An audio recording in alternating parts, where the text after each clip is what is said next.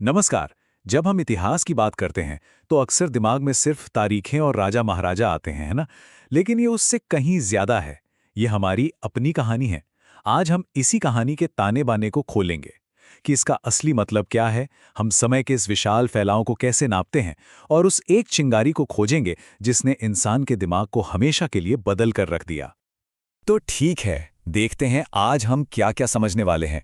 हम सबसे पहले इतिहास शब्द के मतलब को ही समझेंगे, फिर ये देखेंगे कि समय को कैसे बांटा जाता है, इंसान के विश्वास सिस्टम पर एक नज़र डालेंगे और आखिर में उस एक बड़े बदलाव की बात करेंगे जिसने हमें वो बनाया जो हम आज हैं। तो सबसे पहले यही सवाल कि इतिहास शब्द का असल मतलब क्या है। अंग्रेजी शब्द हिस्ट्री तो ग्रीक से आया है, लेकिन हिंदी में इसका अर्थ इसके अपने अक्षरों में ही छिपा हुआ है। एक बहुत ही सीधा और गहरा मतलब। ये कमाल की बात है ना कि शब्द अपने आप में ही अपनी परिभाषा बता रहा है। इति, हाँ, आस, मतलब ऐसा ही हुआ था। ये सिर्फ एक परिभाषा नहीं है, ये एक तरह का ऐलान है। इतिहास अंदाजों या भविष्यवाणियों के बारे में नहीं है, ये उन घटनाओं के बारे में है जो सच में हुई हैं, जो हमारी साझी विरासत की बुनियाद है।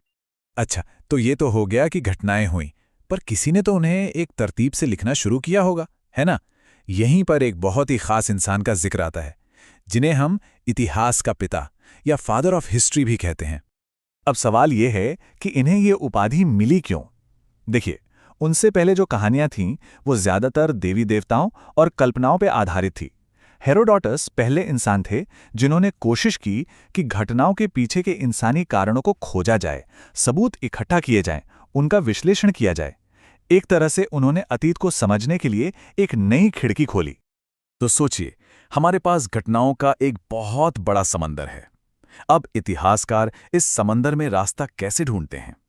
इसके लिए वो समय को एक फ्रेमवर्क में बांटते हैं ताकि हजारों सालों की कहानी को समझना मुमकिन हो सके।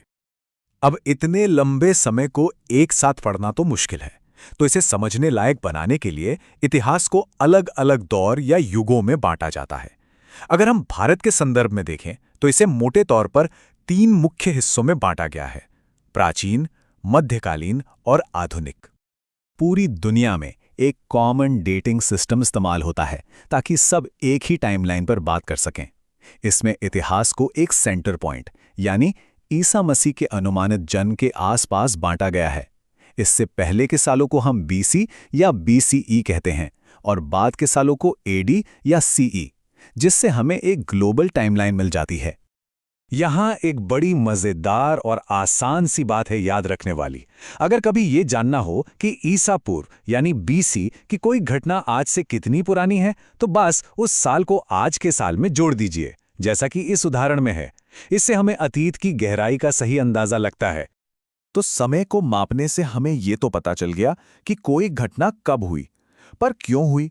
इस क्यों का जवाब अक्सर इंसानी विश्वास और आस्थाओं में छिपा होता है, जिन्होंने बड़ी बड़ी सभ्यताओं को आकार दिया है।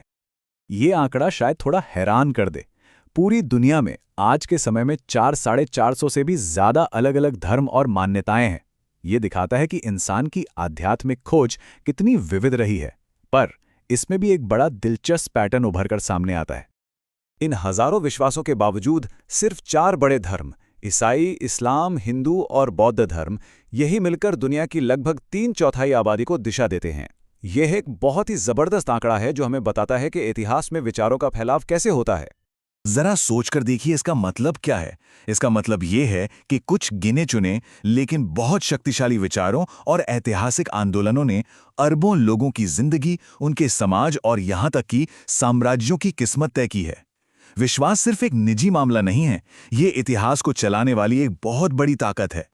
चलिए, अब हम अपने आखिरी और शायद सबसे गहरे सवाल पर आते हैं। आखिर हम इंसानों में ऐसा क्या खास है?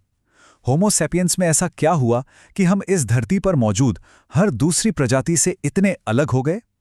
इसका जवाब किसी जंग में नहीं, बल्कि दिमाग के अंदर हुई एक क्रांति में छिपा है। लाखों सालों तक हमारे पूर्वज भी बाकी जानवरों की तरह ही जी रहे थे, बस पेट भरना और खुद को बचाना। लेकिन फिर कोई 70,000 साल पहले कुछ ऐसा असाधारण हुआ जिसने खेल ही पलट दिया। ये कोई धीरे धीरे हुआ बदलाव नहीं था। नहीं, इसे कहते हैं संज्ञानात्मक क्रांति। हमारे दिमाग के काम करने के तरीके में एक जबरदस्त अचानक आया हुआ धमाका। इसी ने हमें कल्पना करने, मिलकर योजना बनाने और सबसे जरूरी कहानियां गढ़ने की ताकत दी। ये सोचने में थोड़ा मजाकिया लग सकता है, पर इसमें एक बहुत गहरी बात छिपी है। ये क्रांति एक लॉटरी की तरह की जो सिर्फ हमें लगी। इसने हमें एक साथ मिलकर काम करने, बड़े बड़े मिथक बनाने और आखिर में शहर, देश और ग्लोबल नेटवर्क बनाने की ताकत दी। पर सवाल वही है, ये लॉटरी आखिर हमारे ही हाथ क्यों लगी? इसका एक जवाब हमारे शरीर में ही छुपा है, एक बहुत बड़ा बायोलॉजिकल फैक्टर जिसने हमें बाकी सबसे आगे कर दिया। लगभग 1250 क्यूबिक सेंटीमीटर, यह है एक आधुनिक इंसान के दिमाग का औसत आकार। हमारे सबसे करीबी जीवित रिश्तेदारों यानी चिंपांजी से करीब 3 गुना ज्यादा। माना जाता है कि इसी बड़े आकार ने हमें वो जगह दी जहां भाषा, कला और बड़ी बड़ी कल्पनाओं के लिए जरूरी कॉम्प्लेक्स वायरिंग हो सके। और यहीं आकर हम एक बड़े रहस्य पर रुक जाते हैं। क्या वो सिर्फ एक बड़ा दिमाग था, या फिर कोई ऐसी जेनेटिक चिंगारी थी जिसके बारे में हम आज भी नहीं जानते, जिसने इंसान की चेतना को जलाया? इस सवाल का जवाब शायद इंसानियत की कहानी का सबसे बड़ा अनसुलझा अध्याय है, और ये हमें याद दिलाता है कि हमारा अपना इतिहास खुद में ही एक बहुत बड़ी पहेली है।